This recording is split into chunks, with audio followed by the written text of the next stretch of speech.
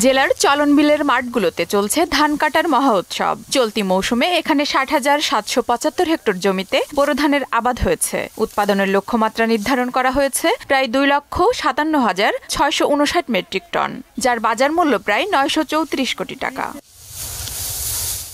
বাড়তি গরমের কারণে এবার ধান খেতে পোকামাকড়ের আক্রমণ না হয় তুলনামূলক ভালো ফলন হয়েছে। এ ধানের ন্যায্য মূল্য নিশ্চিতে সরকারের সুদৃষ্টি কামনা করেছেন কৃষকরা।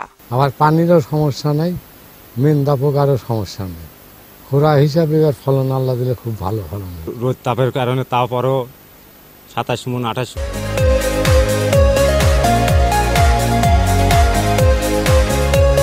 মণ ফলন যাচ্ছে, এতে আমার খুব খুশি। যে মূল্য পাই না, সরকারের কাছে আমাদের দাবি যেন আমাদের সামনে আমাদের ধানটা আমাদের কাছে কিনে নেন। গত বছর আমার কাছে ৫০০-৬০০ টাকা করেছি, সেই তুলনায় এবার আমরা ৯০০ টাকা দাম পাচ্ছি মনে করেন। তা আমরা ধান কেটে আমরা খুশি, আবার হচ্ছে গারস্থও খুশি।